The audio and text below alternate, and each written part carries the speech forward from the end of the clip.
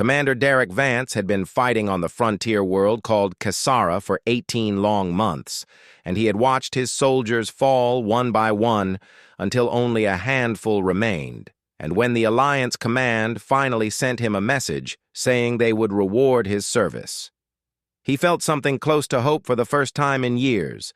They promised him a war companion from the Sylvari, and the Sylvari were the ancient elven people who bred shadow dragons for their greatest warriors, and Derek had heard stories about these magnificent creatures his whole life, and now he would finally have one of his own. He traveled to the meeting point on the far side of the planet, where two pale moons hung in the purple sky, and he expected to find scales and fire and ancient power waiting for him, but instead he found something else entirely. She was hiding behind the burning wreckage of a crashed escape pod, and her long silver hair was tangled and dirty, and her pale skin seemed to glow in the moonlight, and her pointed ears told him she was Sylvari, but something about her was very wrong. Her eyes were not the calm golden color of her people, but instead they burned a deep and terrible red, and those eyes were filled with both hunger and fear as she looked up at him. "Please," she whispered, and her voice sounded like it might break at any moment, and she said, "They are coming, and they turned me into this thing, and I just need somewhere safe to hide." Her name was Lyris Moonvale, and Derek soon learned that she was not the companion he had been promised at all. She was a survivor of a Dominion experiment, and the Dominion were the enemy, and they had captured her and changed her into something terrible. And the Dominion called creatures like her the Hallowed Ones, and her own Sylvari people called them monsters and abominations. But Derek looked at her trembling in the dirt, and he did not see a monster at all, and instead he saw a woman who had fought her way across 3 star systems while being hunted by everyone, and she had done all of this just to find one person who might not try to kill her. The sound of Dominion scouts approaching made them both freeze, and Derek raised his plasma rifle toward the dark shapes moving through the trees. "Get behind me," he said to her. She stared at him like she could not believe what she was hearing, and she said, "You do not understand what I am. I understand that you are scared." Derek replied, "And that is enough for now." What Derek did not know was that Lyris had not come to this world alone, and somewhere in the twisted metal of her crashed pod, something ancient was beginning to wake up, and the dragon egg she had been protecting during her long journey was finally starting to hatch. The Dominion scouts burst through the trees with their weapons raised, and there were 5 of them, and they wore the black armor of the enemy elite forces, and the leader pointed at Lyris and shouted that they had found the escaped specimen. Derek fired first, and his shot took down one scout, but the others spread out and began to surround them, and he knew he could not fight them all alone. But then Lyris moved. She moved so fast that Derek could barely see her, and she was like liquid shadow flowing between the enemy soldiers, and she did not use a weapon because she did not need one, and her hands alone were enough. She did not feed on them, even though Derek could see how much her body wanted to, and she simply broke them quickly and cleanly. And when it was over, she stood among the fallen scouts with her hands shaking. "I told you," she said, and her voice was empty and hollow, and she said, "I am a monster." Now Derek lowered his rifle and looked at her, and he said, "I have seen real monsters, and they do not apologize after they kill." A strange sound came from the wreckage behind them, and it was a high crying noise, unlike anything Derek had ever heard, and Lyris turned toward it with wide eyes. "No," she breathed, and she said, "No, it cannot be." She ran to the pod and tore through the broken metal with her bare hands, and she pulled out a small creature that made Derek stop breathing for a moment. It was a dragon, but it was tiny and barely bigger than a cat, and its scales were the color of deep space, with little points of silver light scattered across them like stars, and the creature was beautiful, but something was wrong with it too. Where normal Sylvari dragons gave off warmth and power, this little one seemed to flicker like a candle about to go out, and its cries were filled with pain. The Dominion hurt the egg, Lyris explained, and she held the tiny dragon against her chest, and she said they wanted to see if they could break a dragon the same way they broke me, and she was supposed to die. The baby dragon turned its head and looked directly at Derek, and its eyes were the same red as Lyris, and in those eyes Derek saw something that shook him to his core. The dragon knew him somehow. "She has chosen you," Lyris whispered. And there were tears on her face, and she said a vampire and a broken dragon, and somehow she has chosen a human as her anchor. The little dragon crawled out of Lyris' arms and dragged herself across the burned ground until she reached Derek, and she collapsed against his boots, and her small body was cold instead of warm. Derek knelt down slowly, and he removed his glove and reached out to touch the fragile creature. "What is her name?" he asked. "She does not have one yet," Lyris said, and her voice cracked with emotion, and she explained that Sylvari dragons choose their own names when they grow strong enough to speak them, and she said, "This one may never be strong enough." Derek looked at the trembling dragon, and then at the trembling woman, and then at the horizon where more enemy forces would surely come. "Then we will make her strong enough," he said, "and we will make you strong enough too, and both of you." He did not know it yet, but that simple promise would change everything. About the war that was still to come. The first week was the hardest because Derek had to learn how to care for two broken beings while also keeping all three of them alive, and the Dominion was hunting them across the ruined landscape of Kasara.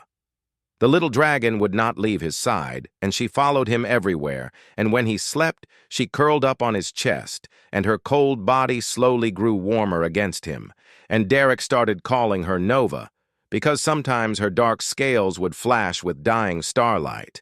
Lyris watched them together, and there was something painful in her red eyes, and she explained that dragon bonds were sacred to her people, and they were supposed to happen between Sylvari warriors and healthy dragons, and not like this. "Never like this," she said. But Nova did not seem to care about tradition, and she only cared about Derek. And every time he pushed himself to keep moving or refused to give up on a difficult situation, the little dragon grew a tiny bit stronger, and her flickering form became a little more solid. "You are feeding her," Lyris said one night when they were hiding in an abandoned mine shaft, and she sounded amazed, and she said, "But not with food, and not with energy." And she said, "You are feeding her with your will to survive." Derek did not fully understand what she meant, but he could feel the connection between himself and Nova, and it was like a thread of warmth running through his chest, and when he focused on that thread, he could sense her emotions, and she could sense his. The Sylvari woman spent long hours away from their camp during those first weeks, and she would disappear into the wilderness and return looking tired and frustrated, and Derek knew she was hunting for something to eat. The transformation the Dominion had forced on her required life energy to keep her alive, and she was slowly starving because she refused to take that energy from anything that could think or feel. She hunted animals instead, but their energy was thin and weak, and it was not enough, and Derek watched her grow paler and weaker as the days passed.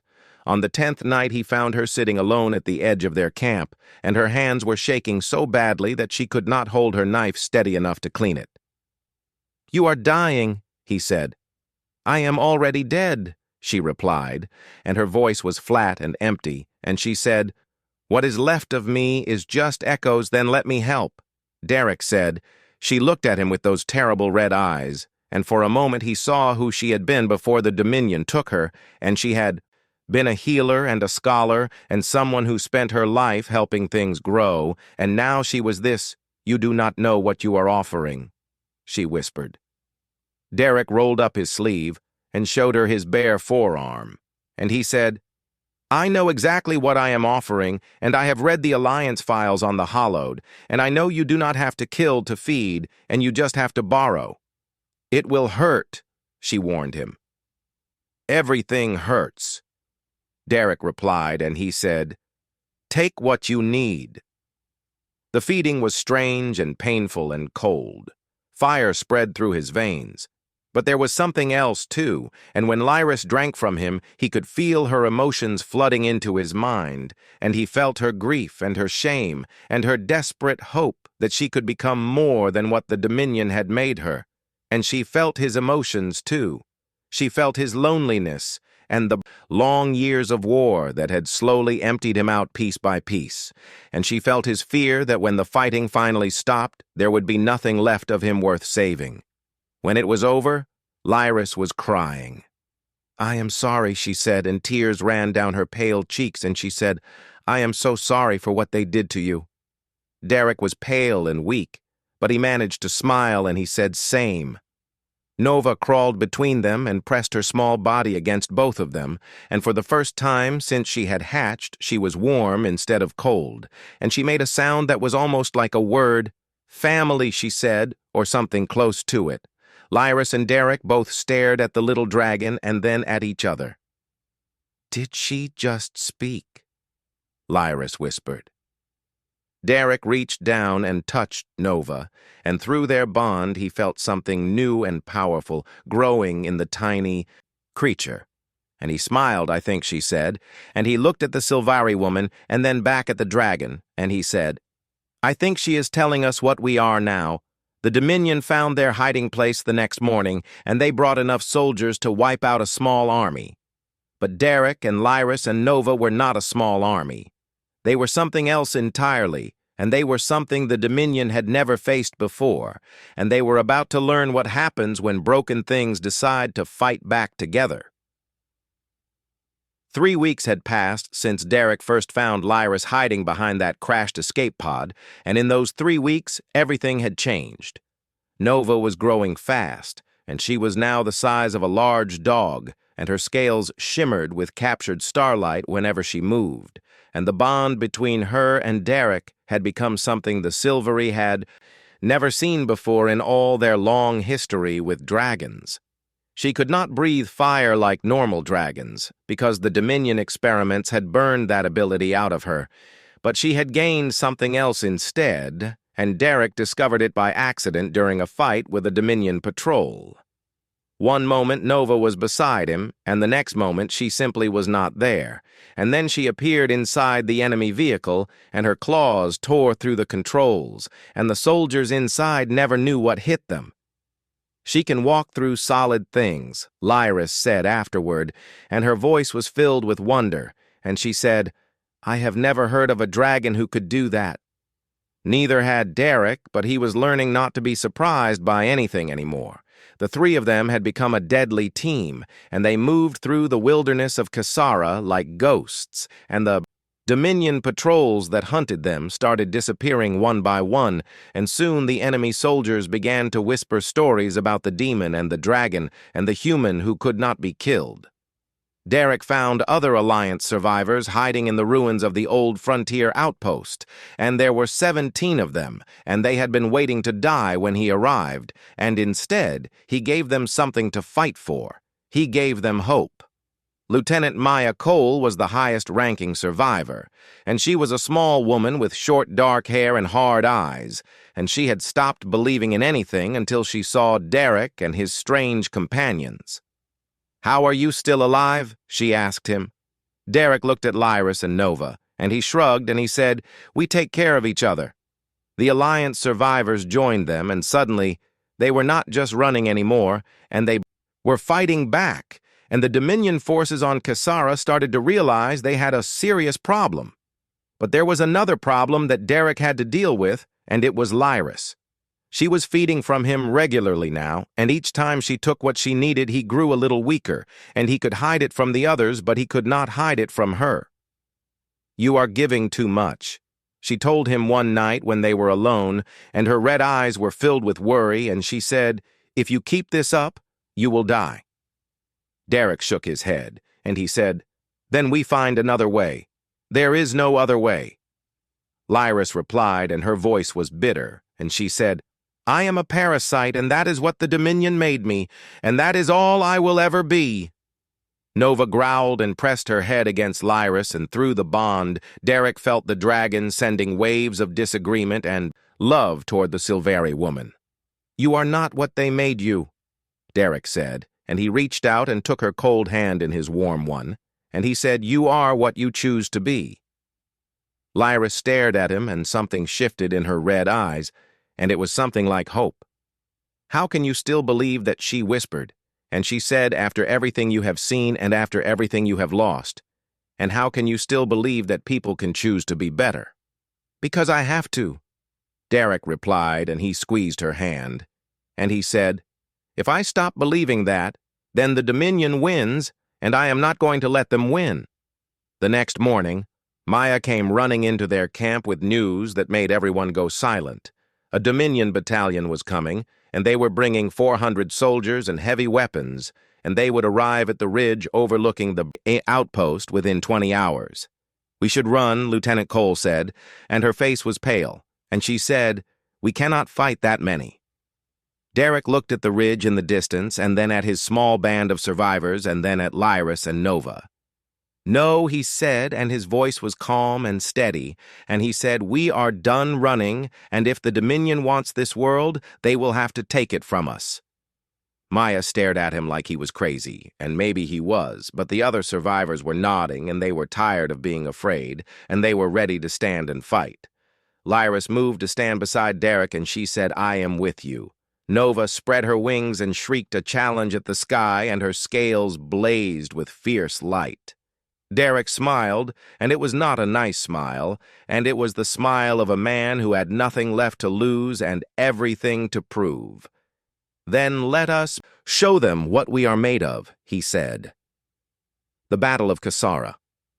Ridge lasted 19 hours, and it would become legend. The official alliance records would later describe it as a strategic defensive action, but the soldiers who survived it would tell a different story, and they would speak of miracles and monsters and a human who simply refused to fall. 400 Dominion soldiers attacked the ridge at dawn, and Derek had only 17 fighters to stand against them, and the math said they should have died within the first hour. The math was wrong. Derek positioned his people along the rocky ridge where the terrain would slow the enemy advance, and he set traps and ambushes using everything they could find, and he made the Dominion pay for every meter they tried to take, but it was Nova who turned the first wave into chaos. The dragon had grown again overnight, and she was now large enough to carry a rider, and she dove into the enemy ranks like a falling star, and her ability to pass through solid objects made her impossible to hit, and she would appear inside vehicles and tear them apart from the inside before vanishing again.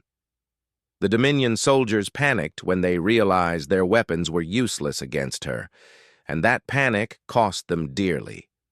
Lyris fought in the shadows between the enemy formations, and she moved so fast that most soldiers never saw her coming, and she still refused to feed on them, but she used every other gift her transformation had given her, and her speed and strength made her worth 10 normal fighters.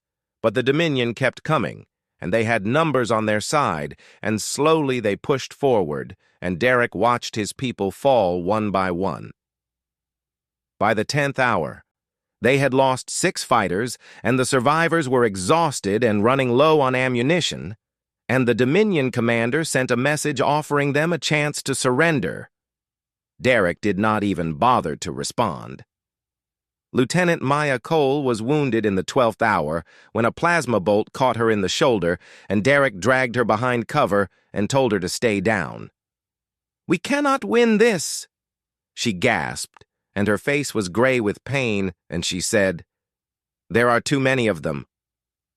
Derek looked at the advancing enemy and then at his remaining soldiers, and he felt something cold and hard settle in his chest. "Then we make them remember us," he said, and he stood up and walked toward the enemy line.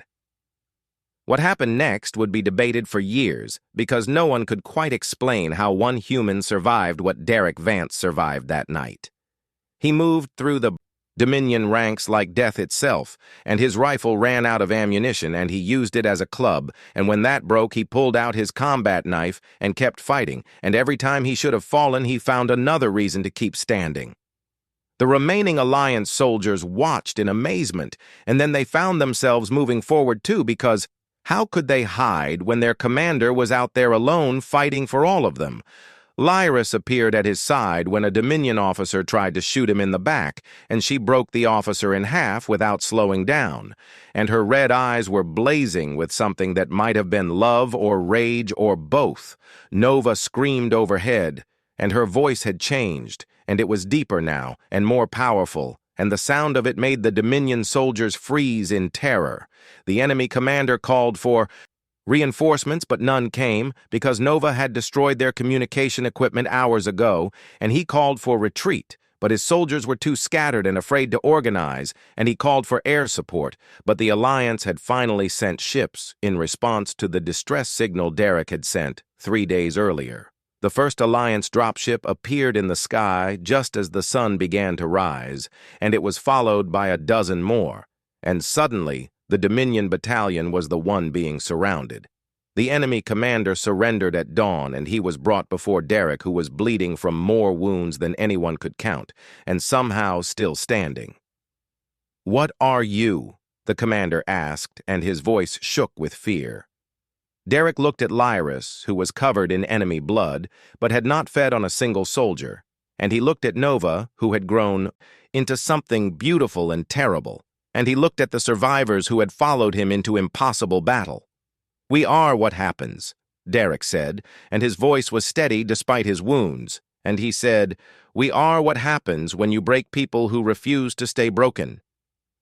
The Dominion commander had no response to that. Word of the Battle of Kasara Ridge spread across the galaxy, and soldiers on both sides heard the story of the human and the vampire, and the dragon and the Alliance forces found new courage, while the Dominion forces began to wonder if maybe they had made a terrible mistake. The war was about to change, and Derek and Lyris and Nova were going to be at the center of everything that came next.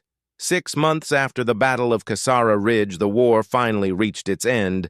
Derek had been promoted 3 times during those 6 months, and each time he had refused to leave the front lines because he said his place was with his soldiers and not behind a desk, and the Alliance eventually stopped trying to make him accept safe positions. Lyris had been officially recognized by the Alliance as a special operative, and the scientists who studied her transformation had begun developing treatments that might help other hollowed victims, and she still fed only from Derek.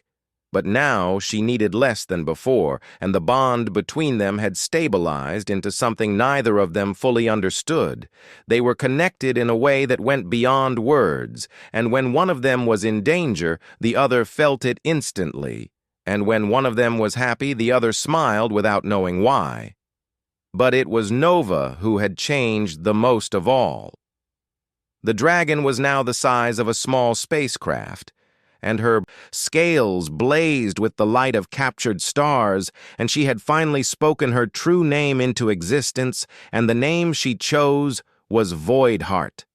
The Sylvari elders wept when they heard that name, because it came from their oldest legends, and it had belonged to the first dragon who taught their ancestors to reach for the stars, and the name meant the one who finds light in darkness. Derek still called her Nova when they were alone, and she did not mind. The final battle of the war took place above the Dominion homeworld, and the Alliance fleet gathered in numbers that had never been seen before, and Derek led the assault not because he was the strongest, but because the soldiers believed in him. They had heard the stories, and they had seen what he could do, and they knew that if Derek Vance was leading them, then victory was possible. Lyris flew beside him in a captured Dominion fighter, because her enhanced reflexes made her the deadliest pilot in the entire fleet, and she had spent months practicing, and now she could do things with a spacecraft that should not have been possible. Nova flew under her own power, and she was large enough now that other ships had to move aside when she passed, and she burned through the enemy defenses like a comet made of vengeance, and nothing could stop her. The 3 of them cut a path through the Dominion fleet to the enemy flagship, and they fought their way through corridors filled with elite soldiers and automated defenses until they reached the command center where the Dominion admiral waited. He was an old creature with gray skin and cold eyes, and he had started this war decades ago because he believed the other species of the galaxy were weak and deserved to be conquered. He looked at Derek and Lyris and Nova, and his confidence finally cracked. "What are you?" he asked. It was the same question the commander at Kasara Ridge had asked, and Derek gave the same answer. "We are what happens," he said, and he looked at his family because that is what they were now, and he said, "We are what happens when you break people who refuse to stay broken." The admiral had no army left to protect him, and no fleet left to command, and no options left to choose from, and in the end, he surrendered without firing another shot. The war ended that day. Not with more death, but with a choice, because the Dominion finally understood what the Alliance had become, and they saw that they were not fighting an empire or a military force, but a family, and families do not break the way empires do. Months later, Derek finally accepted his discharge, and he chose a quiet colony world far from the scars of battle to build a home.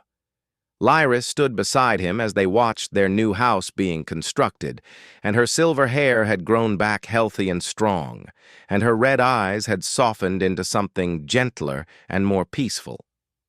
"They promised you a companion," she said quietly, "and I am sorry I was not what you expected." Derek laughed, and it was a real laugh from somewhere deep inside him, and he had almost forgotten how to make that sound. "They promised me a weapon," he replied, and he turned to look at her, and at Nova, who was curled around them both with her wings spread like a protective blanket, and he said instead, "I got a family, and I think I got the better deal." Lyris smiled, and it was the first real smile he had ever seen on her face. The universe still held dangers, and there would always be wars and monsters and people who wanted to break what others had built. But there would also always be people like Derek and Lyris and Nova, people who found each other in the darkness, people who chose to become more than what their pain had made them, people who kept their promises no matter what. And that was enough. That was more than enough. That was everything.